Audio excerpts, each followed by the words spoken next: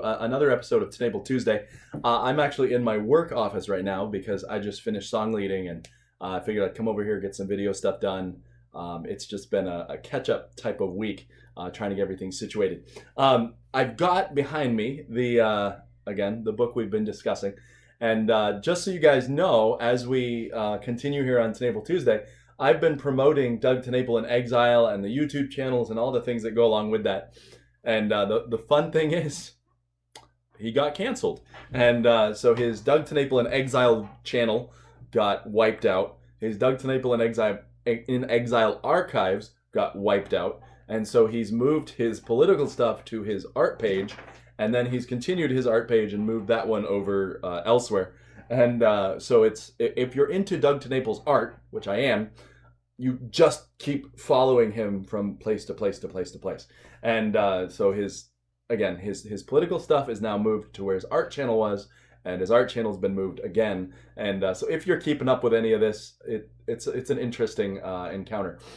So again, I was introduced to Doug TenNapel back when I was a kid. I wasn't conscious of that fact. And when I was a kid, I used to play Earthworm Jim. Loved the game. I've already done a review or two on some of the levels, and so you can go check that out there. I'm still waiting on the comics. The box hasn't come in yet due to all sorts of complexities.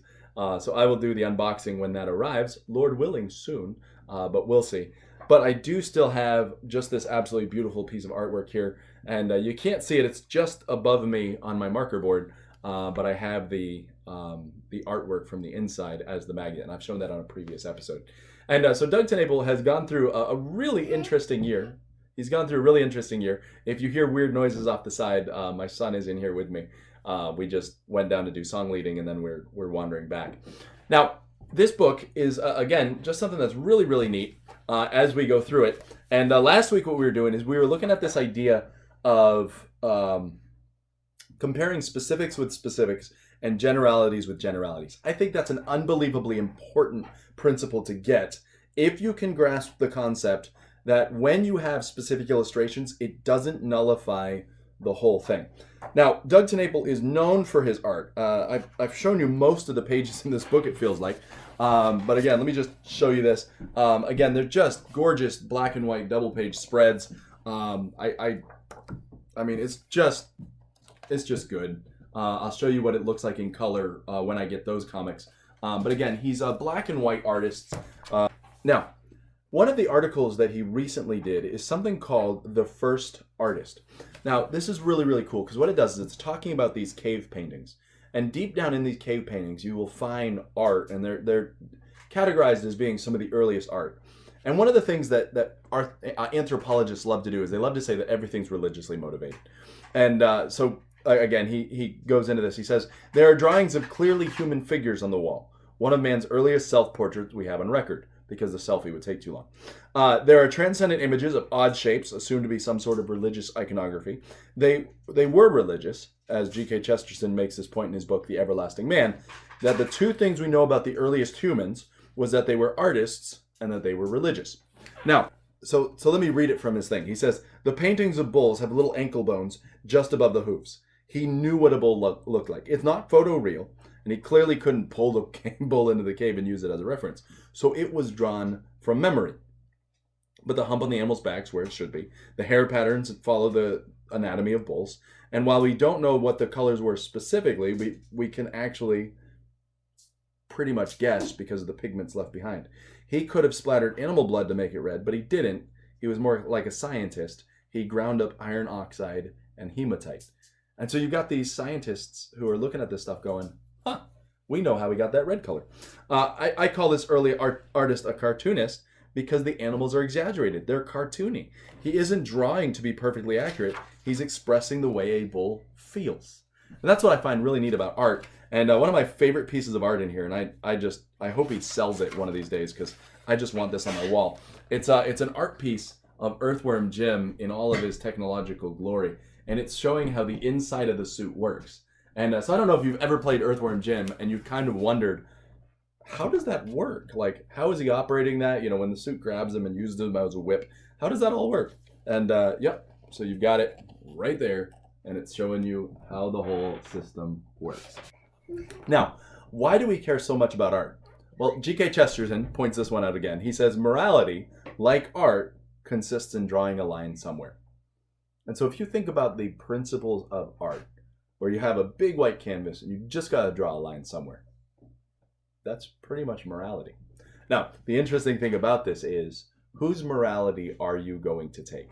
Are you going to take man's morality, which shifts and changes and get some crazy stuff going on? Or are you going to take a transcendent deity who can tell you what's right and wrong? I'm going to go with the deity. But again, I think it's really, really powerful stuff here. Again, as far as we can tell, that early artist came out fully formed. If I were to draw you a stick figure, it would look just like any other person's drawing of a stick figure.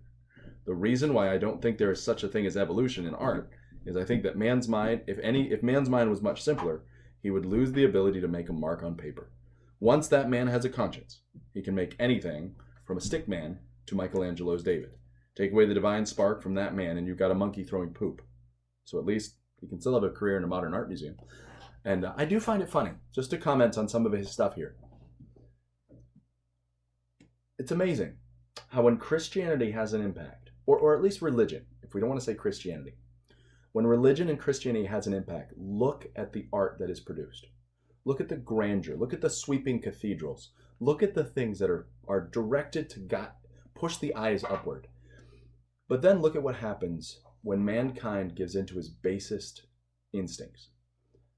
And you look at this with some of the polytheistic religions of the past, some of the animalistic religions, some of the atheistic religions, if you can say that. What does the art look like? What is modern art? It's basically the idea of there are no standards. Do what you want. And then you've got artists who have a crucifix in a jar of pee or poop. It's gross. It's grotesque. And so there is something beautiful about art. There's something beautiful about art that is rooted in theology. And that's why I think we have to have our art rooted in theology. I'm a fan of all sorts of works. I just finished reading Alita Battle Angel, the whole manga there. It's got some issues. I might do a whole review series on it, on what a Christian should think about something like Alita. But it's beautiful. It's got some really beautiful stuff. It's got some grotesque stuff. But I think it's a piece of art. And it actually has structure and has substance to it. And I don't know what the theology of the man is. I'll talk about some of the theological principles when we get there. But I even look at things like Full Metal Alchemist and some of those graphic novels and those mangas and some of those things where there's something special about them. They're not just poop smeared on a canvas. There's something special there. And I'm not saying I agree with everything that's in them. Obviously not. But just as we would say, hey, there is something transcendent about the divine. And that divine has done a number on us humans. I think we have to be able to recognize good art from bad. I think there's some definite objective principles at work here.